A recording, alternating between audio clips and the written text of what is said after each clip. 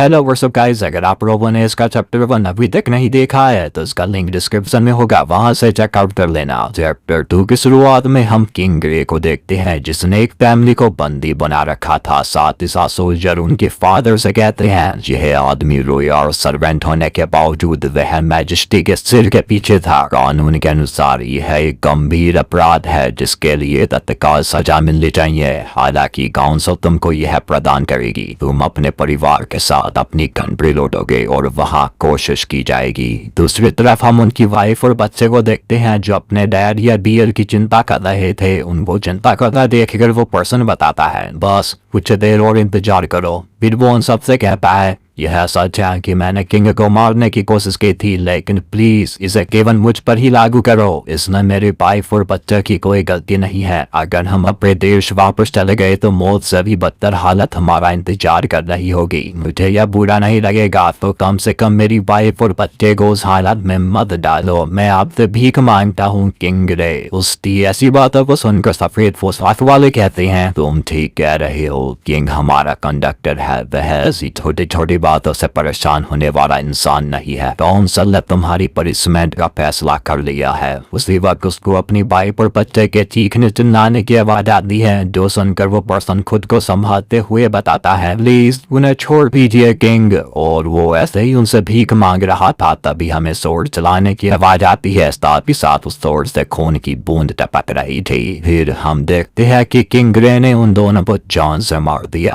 अपने सामने इस नजारे को देखकर वो पर्सन रोने लगा। अपने किंग के ऐसे रूप को देखकर व्हाइट पोशाक वाला बंदा कहता है किंग ने उनको खुद ही जान से मार दिया। नहीं, यह सच नहीं है ना? दो आत्माओं को अनंत पीड़ा से मुक्ति मिल गई है। दूसरी तरफ पर्सन इसके लिए रोने के साथ ग्रे का शुक्रिया अदा कर रहा था। उसकी ऐसी बेबसी को देखकर ग्रे के चेहरे का भाव बिल्कुल भी नहीं बदल रहा था। वो कुछ कहता है तभी यह हसीन सिप्ट पर आर्थर के घर की तरफ आ गया था, जहाँ पर आर्थर के डैड रेलोन्स अपने आयरन ग्लव्स हाथ में लेकर खड़े थे। साथ ही साथ वो आर्थर को बताते हैं अब तुम्हारे पास भी मेरे ही जैसे ग्लव्स हैं। जबकि आर्थर कुछ देर सोचने के बाद अपनी लकड़ी की सोड उठा लेता है, जो डिजिटल रेलोन्स के होश उड़ जाते हैं। तभी आर्थर बताता है अगर मैं इस बॉडी के साथ इन्हें पहनूंगा तो मैं वहां पहुंचने से पहले ही मारा जा चुका होता। जिसके बाद रेलोन्स अपना सर खुजाने के साथ आर्थर की तरह सोड उठा लेता है। फिर वो कहा ठीक है आ जाओ। ये सुनते ही आर्थर तुरंत भागते हुए अपनी सोड के साथ रेलोन्स पर हमला कर देता है। रेलोन्स उसके इस हमले पर बड़े आराम से ब्लॉक कर दिया, जो देखकर आर्थर दोबारा से हमला करता है, लेकिन वो फिर से नाकाम रहा। इतने सारे अटैक करने के बावजूद आर्थर उनको एक हमला टच तक नहीं कर पाया, जो देखकर आर्थर पीछे हट जाता है। तभी उसके डैड आर्थर को यह देखने को कहते हैं जहाँ पर उसके डैड ने अपनी माना एनर्जी को लकड़ी के टुकड़े में डाल दी थी। उनकी इस टेक्निक को देखकर आर्थर एक झटके में समझ गया था, जिसके बाद वो उस टेक्निक को परफॉर्म करने लगा। रेलोन्स उसको माना लैप्ट करता देखकर काफी ज्यादा हैरान हो जाता है। जबकि आर्थर काफी तेजी से आते हुए उन पर अटैक कर चुका और इस बार आर्थर उनकी लकड़ी को तोड़ दिया। अपने टूटी हुई लकड़ी को देखकर रेलोन्स पहने से भी ज्यादा हैरान हो जाता है। तभी आर्थर बोला डैड मैंने कैसा किया? साथ ही साथ आर्थर काफी ज्यादा खुश दिख रहा था। तभी उसके डैड के पास वही अल्फाज ही नहीं बचे थे जो वो उससे कह सके। चैप्टर 2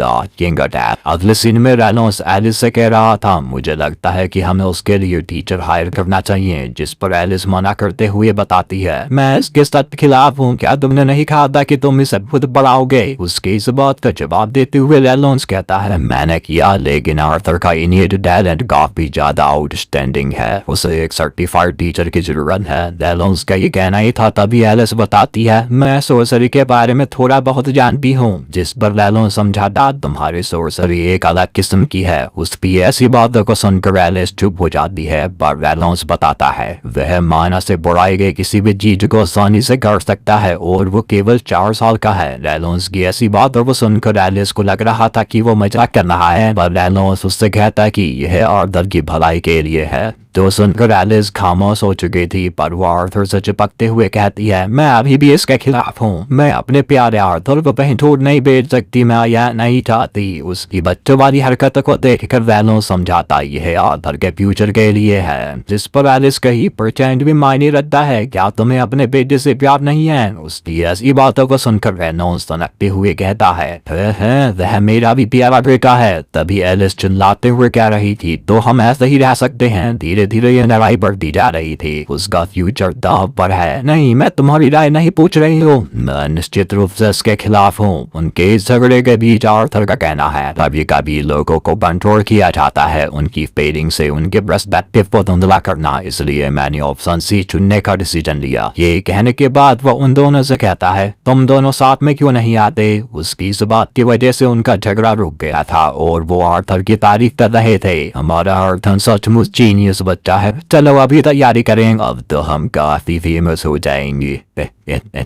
तभी आर्थर बताता है कि वह कुछ ज्यादा ही एक्साइटिंग हो रहे हैं। दूसरी तरफ उसकी मॉम ख्याली पुलाव बनाते हुए कह रही थी, तुम सही कह रही हो, वह सचमुच एक फैंटास्टिक जीनियस है। हमने सचमुच गोल्ड को हासिल किया है। अपने फैमिली को इतना खुश देखकर आर्थर के चेहरे पर ही स्माइल आ जाती है। इसकी कुछ देर बाद हम बाहर का सीन देखते हैं जहाँ पर दो कैरेज खड़े हुए थे। साथ ही साथ हम उसी टीम को देखते हैं जो हमने चैप्टर 1 में देखी थी। तभी आर्थर के डैड उसको अपना इंट्रोडक्शन देने को कहते हैं, जिस पर आर्थर उन सबको बताता है, मेरा नाम आर्थर लेविन है, आप सबसे मिलकर अच्छा लगा। उसकी ऐसी बातों को सुनकर आर्थर हैरान थी। उसी वक्त वो बंदा आर्थर से पूछता है, हम पहले भी मिल चुके हैं लेकिन तुम तब भी छोटे थे, इसलिए मुझे यकीन है कि तुम मुझे याद नहीं होंगे। जो सुनकर आर्थर अपने मन में कहा, अच्छा पर तुम मुझे याद हो। फिर हम उस सीन की तरफ आते हैं जहाँ पर आर्थर ने अपने घर को उड़ा दिया था और वहाँ पर वही बंदा उनकी मदद कर रहा होता है। तभी आर्थर बताता है ये वह ट्विन हॉर्न्स पार्टी से है। रेनॉल्ड्स और एलिस का भी उनका हिस्सा हुआ करते थे और इसका नाम होना चाहिए एडम कैरेंस। उसी वक्त एक लड़की आर्थर पर जोर से हाथ करने के साथ अपना नाम एंजेला रोज बताती है, तुम काफी प्यारे हो गए हो। पर आर्थर कुछ ना करते हुए कहता है, मैं एहसास नहीं ले सकता, इसने इतना जोर से पकड़ा है मैं मर जाऊंगा। आर्थर अपनी अंतिम सांस ले पाता उससे पहले ही वो बंदा उससे छुड़ाते हुए नीचे उतार देता है। इसके लिए आर्थर उसका शुक्रिया अदा कर रहा था, पर वो अपना नाम डर्डन वोकर बताता है। साथ ही साथ उसने अपना हाथ बढ़ा दिया। ये देखकर आर्थर हाई फाई करता है। उसी वक्त एकदम से उसकी नजर एक लड़की पर चली जाती है जिस पर आर्थर उसका नाम जास्मिन फ्लेम्स वर्थ बताती है। यहाँ तक कि उस आर्थर का नाम हेलन शार्ड है। हमसे मिलकर अच्छा लगा आर्थर। दूसरी तरफ आर्थर उससे हाथ मिलाते हुए कहता है, आपसे मिलकर अच्छा लगा हेलन। जिसके बाद उनके जाने का समय हो गया। साथ ही साथ कैरेज वहां से निकल पड़ा और इसी के साथ उनके नए सफर की शुरुआत होती है। कैरेज के अंदर आर्थर काफी पूछता, तभी एलिस कहती है, तुम्हारी फर्स्ट जनवरी मजेदार होनी चाहिए है ना आर्थर। उनकी इस बात पर आर्थर एग्री था, पर वो वहाँ के नजारे को देखकर अपने मन में कहता है, यह सचमुच ट्रांसपोर्टेशन का कितना इंसिडेंट मेथड है। यह दूसरी दुनिया के सामने कुछ भी नहीं है। जिसके बाद हम ग्रे की दुनिया का सीन देखते हैं जहाँ पर काफी सारी फ्लाइंग से उड़ रही थी और वो पूरी जगह काफी ज्यादा डेवलप है। जबकि दूसरी दुनिया में आर्थर नए सफर का आनंद लेने के साथ कहता है, यह भयानक नहीं है। कुछ देर सफर करने के बाद वो एक जगह पर रुककर आराम करने लगते हैं। साथ ही साथ उनके बीच घास खा रहे हैं। वैसे मेरे को लगा नहीं था कि ये घास खाएंगे, कोई बात नहीं। तभी आर्थर अपने मन में कहा, ऐसा लगता है कि हम जायरा सिटी की ओर जा रहे हैं। मुझे उसकी उम्मीद है, लेकिन एक समस्या थी जिसका मुझे सामना करना पड़ा। ये कहते ही आर्थर को अजीब सा एहसास होने लगा। साथ ही साथ रेनॉल्ड्स को भी इसके बारे में पता चल जाता है, क्योंकि काफी सारे भूखे भेड़िए वहां पर आ चुके थे। उन भेड़ियों को वहां देखकर आर्थर बताता है, यह दुनिया बिल्कुल भी सेफ नहीं है। यहाँ हमेशा मोस्टर बीस्ट का खतरा बना रहता है। जिसके बाद हम जास्मिन को देखते हैं जो उनके सामने आकर खड़ी हो गई थी। उसको अपने सामने देखकर भेड़ियों ने उस पर हमला कर दिया, जो देखकर आर्थर उसके लिए परेशान हो जाता है। लेकिन जास्मिन बड़ी बेरहमी से उनको एक झटके में खत्म कर देती है। उसकी ऐसी पावर को देखकर आर्थर का मुंह खुला का खुला रह गया। दूसरी तरफ ग्रीन हॉर्न्स पार्टी पूरी की पूरी उन भेड़ियों पर टूट पड़ी और वो सारे मिलकर धीरे धीरे उनको जान से मारने लगती है। उनके इस फाइट को देखकर आर्थर बताता है, एडम, हेलन और जास्मिन आग में डर्थ हैं। अगले सीन में वो कर अपने मैजिक पावर का इस्तेमाल करते हुए पूरी की पूरी जमीन को हार फेंकता है और बाकी बचे भेड़ियों को रोज अपने बिन मैजिक से खत्म कर देती है। फिर आर्थर कहा, रोज और बोकर कंजरर्स हैं, मुझे जल्द ही इस फाइट में शामिल होना चाहिए। भेड़ियों वीडियो को खत्म करने के बाद रेलोन्स बोला आज रात तो दावत है, जिसके बाद हम रात का सीन देखते हैं जहां पर वो लोग उन भेड़ियों को पकाकर खा रहे थे। तभी रेलोन्स आर्थर से पूछता है तुम्हें मजा तो आ रहा है, जिस पर आर्थर एग्री था। यहाँ तभी वो अपने मन में कहता है हम सफर पे हैं इसलिए हम कोई भी कमी नहीं बरत सकते। मैं मानता हूँ कि ये कम से कम ताजा तो है। उसी वक्त उसकी मॉम को सांस लेने में तकलीफ होने लगी, जो देखकर आर्थर उनकी परेशानी के बारे में पूछता है, जिस पर उसकी मॉम बात को छुपाते हुए कही मेरा पेट भर गया है। लेकिन आर्थर कोई बेवकूफ नहीं है, उसको पता चल चुका था कि इनको कुछ ना कुछ तो दिक्कत है, पर वो इस पर अभी ज्यादा ध्यान नहीं देता। वो अपने सीख कबाब को एंजॉय करने लगा। जिसके बाद हम रेलोन्स के राइट आर्म को देखते हैं जिसमें से खून निकल रहा था, जो देखकर एलिस उसके बारे में रेलोन्स से पूछती है, पर रेलोन्स को खुद नहीं पता था कि ये चोट मुझे कब लग गई। तभी एलिस उसको हील करने जाने ही वाली थी। उसी वक्त वो लोग उसे रोकने के साथ अपना मुंह फेरते हुए उनके चारों ओर तैनात हो जाते हैं। तैनात होने के बाद हेलन उसको आगे बढ़ने को कह रही थी। ये सुनते ही एलिस रेलोन्स को हील करने लगी। इस प्रोसेस के दौरान आर्थर बताता है एलिस में हीलिंग पावर थी और यह एक स्पेशल प्रकार का मैजिक था जिसे एमिटर कहा जाता था। उनकी दुर्लभ संख्या होने के कारण सामाजिक रूप से फोर्स का इस्तेमाल करना घिनौना है। शॉर्ट में कहें तो वे हमेशा आसान टारगेट होते हैं। रेलोन्स और एलिस वहां पर अपने घर में छुपे हुए थे। इसका मेन पर्पज अपनी पावर को भी छुपाना था। सीधे अल्फाजों में कहे तो एलिस के पास जो हीलिंग पावर है वो काफी ज्यादा रेयर है और इंसानों की नजर हमेशा ऐसी ही पावर वाले इंसानों पर होती है ताकि वो उनको जान से मारकर उनकी पावर को हासिल कर सके। इसके बाद एलिस ने रेलोन्स को पूरी तरह से ठीक कर दिया था। तभी एडम रेलोन्स से कहता है मैं सोने से पहले थोड़ा आराम करना चाहता हूँ, क्या मैं कुछ देर के लिए आर्थर को ले सकता हूँ। उसकी ऐसी बातों को सुनकर आर्थर को कुछ भी समझ में नहीं आ रहा था। फिर हम अगले सीन में देखते हैं जहाँ पर आर्थर और एडम एक दूसरे के आमने सामने थे। दूसरी तरफ वो लोग दूर खड़े होकर उनकी फाइट का इंतजार ही कर रहे होते हैं। मैदान की तरफ आर्थर अपने मन में कहा ऐसा लगता है कि वह सिर्फ आराम करने की कोशिश नहीं कर रहा है। वह चिंतित हो सकते हैं लेकिन वो उसे रोक नहीं रहे, या वह भूल रहे हैं कि मैं अभी भी 4 साल का हूँ। तभी उसका ओपोनेंट यानी एडम आर्थर से पूछता है क्या तुम तैयार हो। उसकी इस बात पर आर्थर एग्री था, पर वो कहता है ठीक है देखते हैं कि मैंने कितना प्रोग्रेस कर लिया है। जबकि एडम अपने भाले में माना एनर्जी को कलेक्ट कर लेता है, जो देखकर आर्थर मन में बोला ऐसा लग रहा है जैसे वह अपनी पूरी ताकत लगाएगा, मेरे को भी अपनी पूरी कोशिश करनी पड़ेगी। ये कहते ही आर्थर ने अपनी माना एनर्जी को अपनी स्वॉर्ड में डाल दिया। साथ ही साथ वो अपनी स्पीड को बूस्ट करने के लिए माना पावर को अपने पैरों में डाल दिया, जो देखकर एडम के होश उड़ जाते हैं। इसी के साथ आर्थर काफी तेजी से एडम की तरफ बढ़ने लगा, जो देखकर एडम समय को ज्यादा बर्बाद ना करते हुए उस पर तुरंत अटैक कर देता है और वो उस पर अटैक कर पाता उससे पहले ही आर्थर वहां से गायब होकर उसके पीछे आ जाता है। आर्थर को अपने पीछे देखकर एडम के साथ साथ वहां के सभी लोग हैरान लग रहे थे। दूसरी तरफ आर्थर फिसल गिरने ही वाला था, पर वो खुद को संभाल लेता है। जिसके बाद दोनों के दरमियान फाइट शुरू हो चुकी, जहाँ पर आर्थर अपनी स्वॉर्ड की वजह से एडम का बराबरी से सामना कर रहा था। लेकिन एडम भी कोई कच्चा नींबू नहीं है, क्योंकि उसने तुरंत अपनी मैजिक पावर से उसको खुद से दूर कर चुका। इस चीज को देखकर आर्थर की मॉम उसके लिए फिक्र कर रही थी। अभी आर्थर मन में कहता है मुझे लगा कि यह इस तरह घूमेगा, पर यह बॉडी इतनी हल्की है कि इसमें घूमना मुमकिन नहीं है। ये कहने के बाद वो नीचे गिरने लगा और उसको चोट लग पाती उससे पहले ही एंजल अपने बिन मैजिक से उसको बचा लेती है। तो देखकर उसकी मॉम में जान आई। दूसरी तरफ डर्डन एडम से कह रहा था वह काफी ज्यादा था, जिस पर हेलन बताती है क्या तुम्हारी डिक्शनरी में रुकने का शब्द नहीं है। उन दोनों के इस लेक्चर को सुनकर एडम कहता कि रुको, वह एक छोटा सा मोस्टर है, आखिरकार उसे किस प्रकार की इनफर्नल ट्रेनिंग से गुजरना पड़ा है और मैंने सचमुच कुछ नहीं किया। दूसरी तरफ आर्थर सुकून से सांस ले ही रहा था, तभी उसके सामने एकदम से जास्मिन आ जाती है, जो देखकर आर्थर डर गया और वो डरते हुए पूछा क्या हुआ। जिस पर जास्मिन बताती है तुमने वो कैसे किया। उस इस बात पर आर्थर को कुछ भी समझ में नहीं आता। तभी जास्मिन कहती है तुम मुझे सिखाओ। ये बात सुनकर आर्थर हैरान होने के साथ मन में कहता कि मुझे पता है ऐसा एक्सप्रेशन रखने वाले लोग किसी भी हद तक नहीं रुकेंगे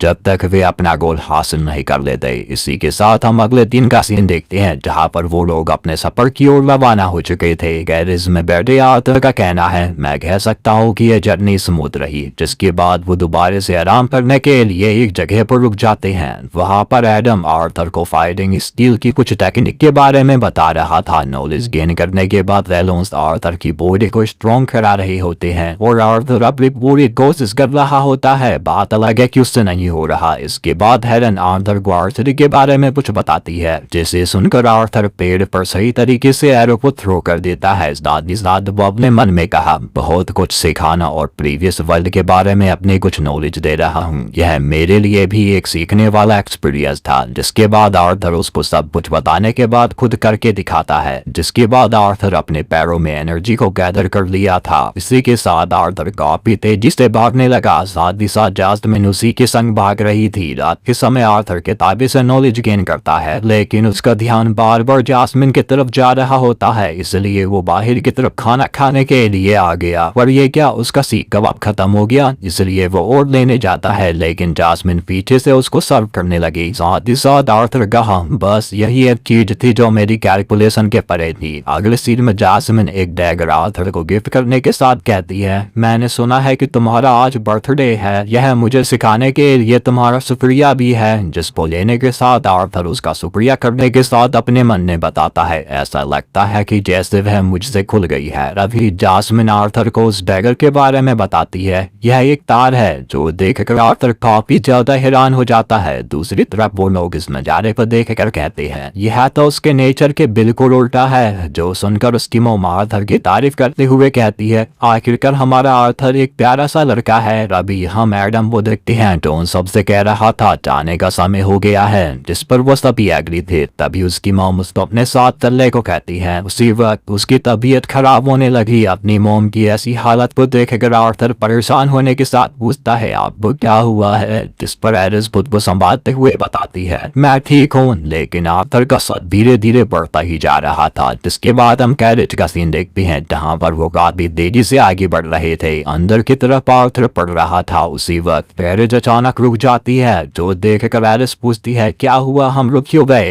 बाहर की तरफ हेलन चिल्लाते हुए बताती है, डाकू आ रहे हैं। उसका ये कहना ही था, तभी उनका रास्ता डाकुओं ने ब्लॉक कर दिया था। अपने सामने इतने सारे डाकुओं को देखकर वो सारे फाइट के लिए तैयार हो जाते हैं। उसी वक्त एंजेला पर कुछ एरो से हमला हो चुका। उन एरो को एंजेला अपने मैजिक पावर से ब्लॉक कर देती है, जबकि आर्थर उनकी संख्या को देखकर परेशान हो जाता है। साथ ही साथ वो अपने मन में कहा, हम पूरी तरह से गिरे हुए हैं। तभी डाकुओं का कैप्टन आते के साथ कहता है, लेडीज और बच्चों को जाने दो, उन्हें चोट मत पहुंचाओ, इससे उनके कीमत पर असर पड़ेगा। उनके कैप्टन की बातों को सुनकर आर्थर कहता है, ऐसा लगता है जैसे हर दुनिया में उन्हीं के जैसे लोग मौजूद हो। इसी के साथ उनका लीडर जोर से चिल्लाते हुए कहता है, उन्हें मेरे पास ले आओ। कैप्टन की आवाज को सुनते ही उन्होंने उन पर हमला कर दिया और वो चारों ओर से हफ्सों की तरह उन्हीं की तरफ पड़ रहे थे। गैरेज के अंदर एलिस आर्थर को संभालते हुए कही, सब ठीक है आर्थर, मैं तुम्हारे साथ हूँ। उनके इस बात पर आर्थर पूरी तरह से एग्री था।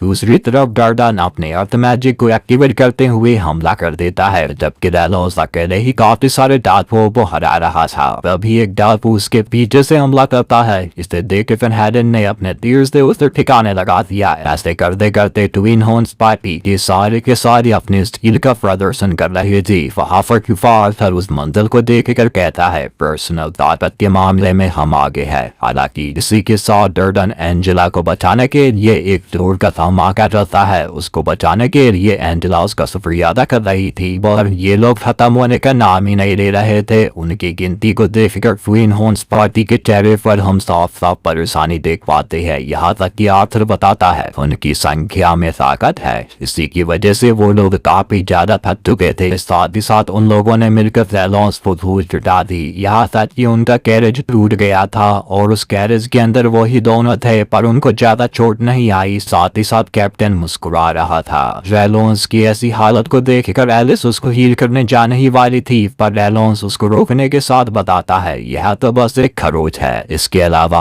अगर उन्हें तुम्हारी पावर का पता चल गया तो परेशानी खड़ी हो जाएगी। दूसरी तरफ कैप्टन हमला करने के लिए तैयार हो चुका था और रेलोन्स आर्थर को बताता है, अपनी माँ को यहाँ से निकालो। जो सुनकर आर्थर परेशान होने के साथ कहता है, आप ये क्या कह रहे हो, मैं भी लड़ूंगा, मुझ में भी ऐसा करने की ताकत है। आर्थर की ऐसी बातों को सुनकर उसके डैड आर्थर को समझाती है, उस ताकत का इस्तेमाल करो अपनी माँ की रक्षा के लिए। तुम्हारी माँ प्रेग्नेंट है, हमारे यहाँ एक नया बेबी आने वाला है। उनकी ऐसी बातों को सुनकर आर्थर के सारे सवालों का जवाब मिल गया था। उसकी मॉम इतना अजीब व्यवहार क्यों कर रही थी। तभी रेनॉल्ड्स आर्थर से कहता है, मैं तुम पर भरोसा कर रहा हूँ बड़े भाई। अपने डैड की ऐसी बातों को सुनकर आर्थर इसके लिए मान जाता है और उसने तुरंत ही अपनी पावर को एक्टिवेट कर लिया। तभी डाकुओं का कप्तान कहा, हार मान लो। जो सुनते ही रेनॉल्ड्स बोला, आर्थर भागो। जो सुनते ही आर्थर मॉम को लेकर वहां से भागने लगा। उसको भागता देखकर कैप्टन अपने साथियों से उसे पकड़ने को कहता है और वो आगे कुछ भी कह पाता उससे पहले ही रेनॉल्ड्स उस पर हमला कर देता है। साथ ही वो कहा, माफ करना, लेकिन अब मैं अपनी पूरी ताकत का इस्तेमाल करूंगा।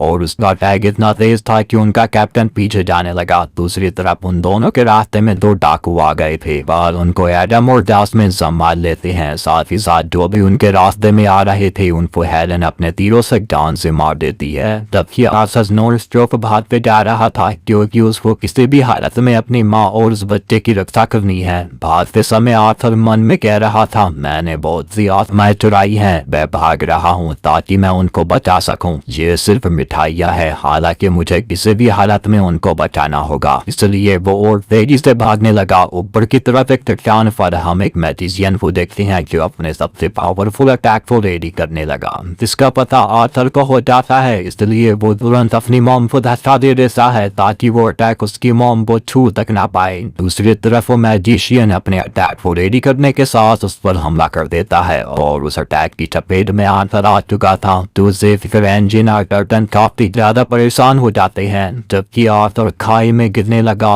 और वो गिरते समय जैस्मिन का डैगर बाहर निकाल देता है जिसके अंदर तार इंजेक्ट किया गया था। यहाँ तक कि वो गिरते हुए कहा, मैं तुम्हें किसी भी हालत में जाने नहीं दूंगा। ये कहने के साथ आर्थर उस डैगर को उसकी तरफ थ्रो कर देता है जिसकी वजह से मैजिशियन उस तार में फंसकर खाई में गिर जाता है। दूसरी तरफ एंजेला और डर्डन अपने विन अर्थ मैजिक का इस्तेमाल करके आर्थर को बचाने की कोशिश करते हैं और उन दोनों का मैजिक काफी तेजी से उसकी तरफ ही जा रहा था और अब काफी ज्यादा देरी हो चुकी थी। यहाँ तक कि उसकी मॉम आर्थर का नाम जोर से पुकारती है। मौत को इतना करीब देखकर आर्थर कहता है, कैसा अजीब एहसास है, मेरे हाथों में तो बस खालीपन है, फिर भी मेरा दिल भरा हुआ लगता है। मुझे लगता है कि अब मैं समझ गया हूँ कि उस आदमी की इच्छा उसके दिल की गहराई से आ रही थी। उन दोनों के आंसू बहाने का कारण अपने परिवार की सुरक्षा के लिए उन्हें अपनी जान गंवाने का कोई अफसोस नहीं है। और अभी तक जब मैं अपने परिवार को नहीं देख पाता तो वो आंसू बहाते हैं। खुशी और गम साथ साथ आते हैं, पर यह चॉइस मेरी है,